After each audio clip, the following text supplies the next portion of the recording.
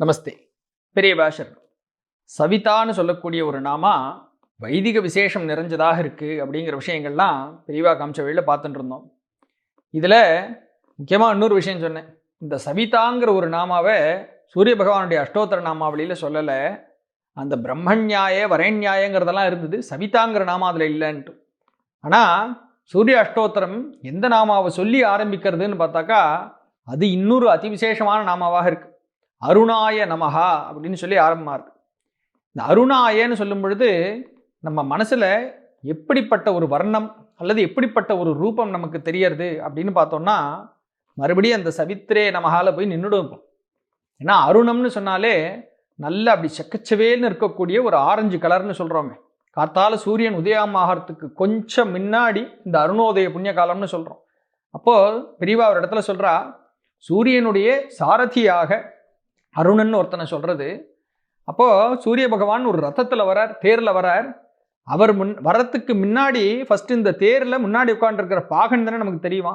அதனால அருணன் முதல்ல வரான், அருணனுக்கு பின்னாடி இப்படி சூரியன் வரதாக அப்படின்னு சொல்லி அருணோதய காலம் அப்புறம் சூரியோதய காலம்னு சொல்கிறதுன்னு பெரியவா சொல்லியிருக்காங்க. ஆனால் இங்கே சூரியனையே என்னன்னு சொல்லி கூப்பிடுறது, அந்த அருணனுடைய நிறமும் சேர்த்து எங்கேருந்து வருது, அவனுக்கும் பின்னாடியிலேருந்து ஃபுல் பவரும் கொடுத்துட்டு இருக்கிறது இவர் தானே. அதனால இவரையே இங்கே அருணன்னு சொல்லி தான் கூப்பிடுறது, அருணாய நமகான்னு சொல்கிறது. இந்த அருணகான்னு சொன்ன உடனே அந்த ஒரு நிறம் ஜோதிர் மண்டலமாக சக்கச்சவேன்னு இருக்கக்கூடிய இந்த பிரகாச நிறம் மனசில் வருது. அந்த பிரகாசத்தையே தான், அந்த ஜோதிர் மண்டலத்தையே தான் இந்த சவிதாங்கிற ஒரு நாமாவை சொல்லி நம்ம காயத்ரி மந்திரத்தில் சாராம்சமாக நேற்றுக்கு பார்த்தோமே, செங்கதிர் தேவன் சிறந்த ஒளியினை தேர்கின்றோம்னு. அப்படிப்பட்ட அந்த சிவந்த ஒளி, அந்த ஒளியைத்தான் இங்கே காயத்ரி மந்திரத்திலையும் நம்ம பகவானாக பார்த்து பிரார்த்தனை பண்ணுறோம். இந்த பிரார்த்தனையில் என்ன கேட்குறோம், எங்கள் அறிவினை தூண்டி நடத்துக, எங்களுக்குள்ளே இருக்கக்கூடிய ஒளியையும் தூண்டி வழி நடத்துங்கள்னு பிரார்த்தனை சொல்கிறது. அப்போது எங்களுக்குள்ளே இருக்கிறத தூண்டுன்னு சொன்னாக்கா எங்களுக்குள்ளேயும் இந்த மாதிரியே ஒரு அக்னி கொஞ்சம் சின்னதாவான ஒன்று இருக்குது அப்படிங்கிறத ஃபஸ்ட்டு நம்ம ரெக்கக்னைஸ் பண்ணுறோம். ஏன்னா அக்னின்னு ஒன்று இல்லைனாக்கா வெறும் அதை தூண்டி விட்டு என்ன ஆக போகிறது, எல்லாம் அணிஞ்சு போய் சாம்பலாக இருக்கிற இடத்துல தூண்டி விட்டு என்ன பிரயோஜனம்.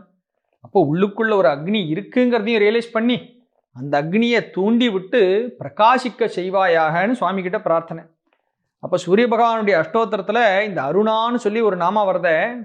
இந்த அருணாங்கிற ஒரு பதத்துக்கு முக்கியமான இன்னொரு அண்டர்ஸ்டாண்டிங் நம்ம ஆச்சாரியர்களுடைய அனுகிரகத்தோட சௌந்தரலஹரியிலேருந்து கொண்டு வர முடியும்.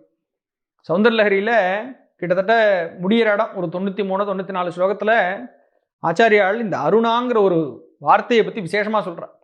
ஜெகத்ராத்தும் சம்போஹோ ஜெயதி கருணா காச்சிதருணா அப்படின்னு ஒரு லைனாக முடியறது ஸ்லோகம்.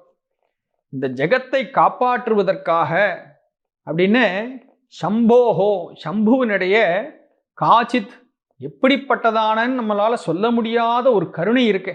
பரமேஸ்வரனுடைய கருணை அத்தனை அபாரமானது, நம்மளால் சொல்லவே முடியாது. எப்படி அவருக்கு இவ்வளோ கருணை இருக்குது அப்படின்னு சொல்ல முடியாது. இப்படிப்பட்ட அவருடைய கருணையானது எப்படி வெளிவரதான், பரமேஸ்வரனுடைய கருணை அருணான்னு சொல்லக்கூடிய ஒரு ரூபமாக வெளியில் வருது. அந்த அருணாங்கிற அந்த சக்தி தான் இந்த ஜெகத்தை திராத்தும், ஜெகத்தை காப்பாற்றக்கூடிய முனைப்பில் நன்னா சக்சஸ்ஃபுல் அண்ட் விக்டோரியஸ், நன்னா ஜெயிக்கிறது. ஜெகத்ராத்தும் சம்போஹோ ஜெயதி என்ன அருணா. இந்த அருணா தான் பரமேஸ்வரனுடைய கருணை அப்படிங்கிறது தான் இப்படி ரூபம் எடுத்து வருதுன்னு சொல்கிறார். அங்கே அவர் சொல்கிற அருணா சாக்ஷாத் அம்பாளே தான். அந்த அருணான்னு சொல்கிறதுக்கும் இந்த அருணனுக்கும் பெரிய டிஃப்ரென்ஸ் நம்ம பார்க்க வேண்டிய அவசியமே இல்லை. நமக்கு எல்லாமே ஒன்று தான்னு தெரியறது பெரியவா அவ்வளோ அழகாக காமிச்சு கொடுத்துருக்கா. அப்போ அதுக்கு மூலம் என்ன, பரமேஸ்வரனுடைய கருணை தான் இப்படி ஒரு சூரிய பகவானாக அம்பாளாக எல்லாம் வந்து நம்மளை எல்லாரும் ரட்சிச்சுன்னு இருக்கு அப்படிங்கிற ஒரு விஷயமும் தெரியறது. அப்போது ஜோதிஸ்வரூபமாக அருணம்னு சொன்ன உடனே அந்த ஒரு ஜோதிஸ்வரூபம்னு ஒரு தரிசனம் வருது. இந்த தரிசனத்தை தான் இந்த சுவாமியினுடைய கருணை. இங்கே பரமேஸ்வரன் சொன்னாக்கா பரமேஸ்வரன் பரம்பொருள் எல்லாம் ஒன்று, நமக்கு அந்த ஒன்னே ஒன்றுன்னு எந்த சக்தியை சொல்கிறோமோ அந்த சக்தி, அதனுடைய கருணை தான் இப்படி ஜோதியாக வந்து நம்மளை காப்பாற்றின்னு இருக்கு அப்படிங்கிற விஷயத்த பார்க்குறோம். இந்த விஷயத்த பல மகான்கள் அனுபவித்து அவளும் எழுதி வச்சிருக்கா. இப்படி ஒரு பெரிய ஜோதியாக சுவாமியை பார்த்தோம் அப்படின்னு. உதாரணமாக மாணிக்கவாசக பெருமான் திருவம்பாவையில் ஒரு ஸ்தோத்திரத்தில் சொல்கிறார், ஆதியும் அந்தமும் இல்லா அருட்பெருஞ்சோதி அப்படின்ட்டு. ஆதியும் இல்லை, ஸ்டார்ட்டும் தெரியல எண்டும் தெரியல, ஆதியும் இல்லை அந்தமும் இல்லை, அருட்பெரும் ஜோதி. ஆனால் எப்படி இருக்கான், அருட்பெரும் ஜோதி, நிறைய அப்படியே அருள் பொங்கின்னு இருக்கக்கூடிய ஒரு ஜோதியாக இருக்கு. அப்படின்னு சுவாமியை அவர் தரிசனம் பண்ணதை எழுதுறார்.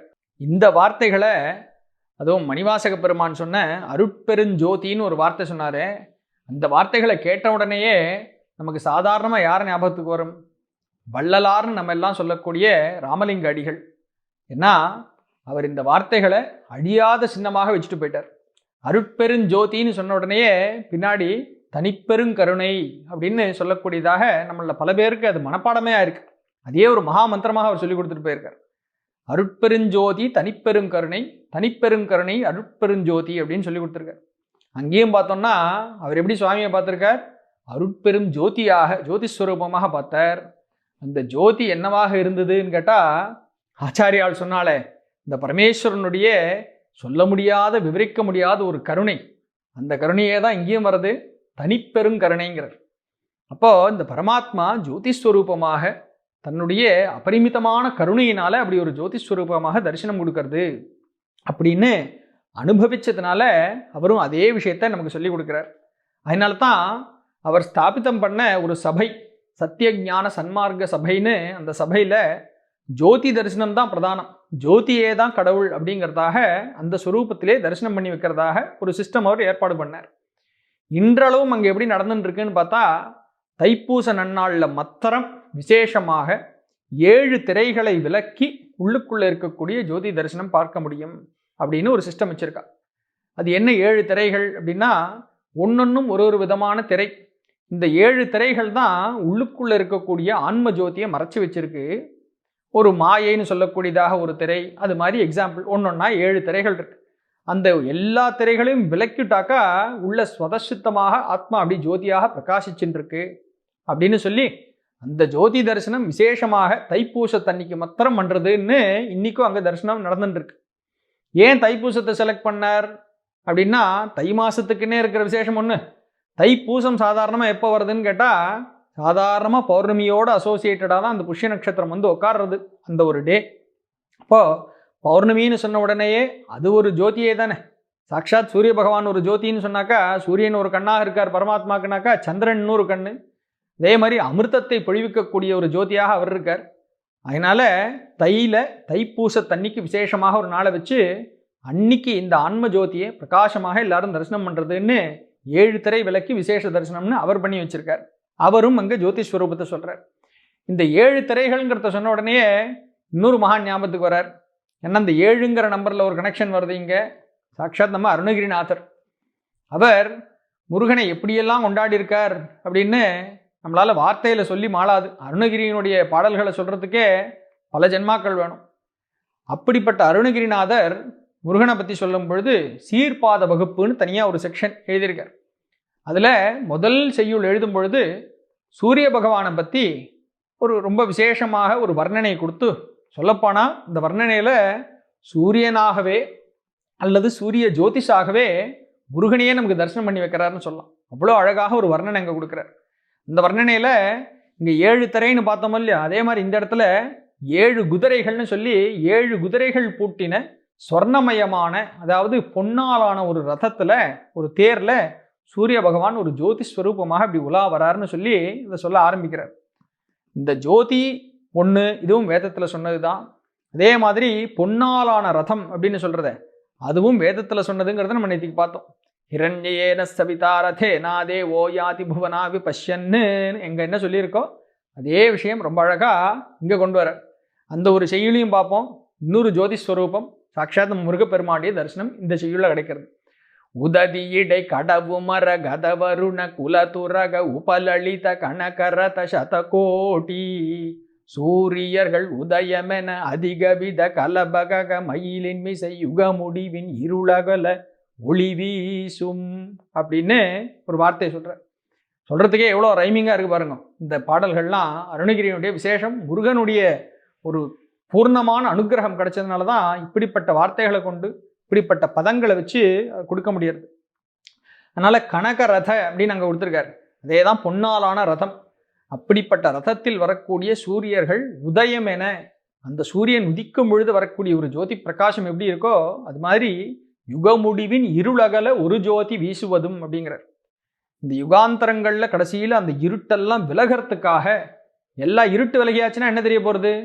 சாட்சாத் இந்த ஜோதி பிரகாசம் பரிபூர்ணமாக தெரிய போகிறது. அப்படிப்பட்ட ஜோதி தெரிவதாக இங்கே தரிசனம் பண்ணி வைக்கிறார். அப்படி இந்த ஜோதி ஜோதின்னு பல இடத்துல சொல்லிகிட்டே வரோமே, ஜோதியாக வெளியில் தரிசனம் பண்ணுறதுன்னு சொல்கிறோமே, எதுக்காக அப்படி ஒரு தரிசனம் பார்க்குறோம்? எதுக்காக சுவாமியை சூரிய பகவான் ரூபத்தில் ஜோதியாக பார்க்குறோம் அப்படின்னு கேட்டால், இங்கே தான் முக்கியமான ஒரு விஷயம், ஒரு தத்துவம் உள்ள ஒளிஞ்சிருக்கு.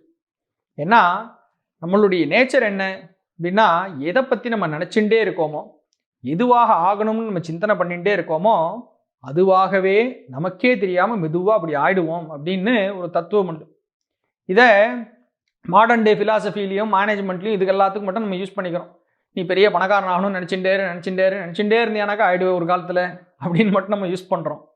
ஆனால் வாஸ்தவத்தில் சனாதன தர்மத்தில் நமக்கு இதே ஒரு விஷயமா எதுக்கு சொல்லி கொடுத்துருக்கான்னு கேட்டால், இந்த ஜோதிஸ்வரூபமாக இருக்கக்கூடிய சுவாமியை பார்த்து பிரார்த்தனை பண்ணி, உன்ன மாதிரியே என்னையும் ஆக்கிடு, நீ எப்படி ஜோதிஸ்வரூபமாக பிரகாசமாக இருக்கியோ அதே மாதிரி என்னையும் பிரகாசிக்க வைப்பா அப்படின்னு சொல்ல ஆரம்பித்து கடைசியில் படிப்படியாக அவராகவே நாம் ஆயிடுறது அப்படிங்கிற ஒரு நிலை நமக்கு கிடைக்கணும். இதே தான் சந்தியாவந்தன மந்திரத்தில் பிரார்த்தனையாக நம்ம சொல்கிறோம். அசாவாதித்யோ பிரம்ம பிரம்மைவாகமஸ்மி அகம் பிரம்மாஸ்மின்னு பெரிய தத்துவத்தை, நானே இந்த பிரம்மமாக ஆயிடுறேங்கிற ஒரு தத்துவத்தையும் நம்ம உள்ளுக்குள்ள, இதெல்லாம் நம்ம அர்த்தம் தெரிஞ்சு சொல்கிறோமோ தெரியாமல் சொல்கிறோமோ, மந்திரங்களுக்குள்ளே இப்படிப்பட்ட உன்னத விசேஷம் ஒளிஞ்சிருக்கு அப்படிங்கிறத இங்கே பார்க்குறோம். அப்போ இப்படி சொல்லிகிட்டே இருந்தால் நம்ம அவராக ஆயிடுவோமா அப்படின்னு கேட்டால், நிச்சயம் ஆக முடியும். அப்படி ஆனவர் ஒருத்தர், இது எவ்வளோ ஈஸியான ஒரு வியாபாரம், நல்ல ஒரு டீலிங் சார் இது அப்படின்னு சொல்லி விளையாட்டாக ஒருத்தர் சொல்லியிருக்கார். யாருன்னு கேட்குறலா? மணிவாசக பெருமான். அந்த அருமையான ஒரு செய்யுளை நம்ம நாளைக்கு பார்க்கறதுக்கு இருக்கோம். பெரிய வாசர்.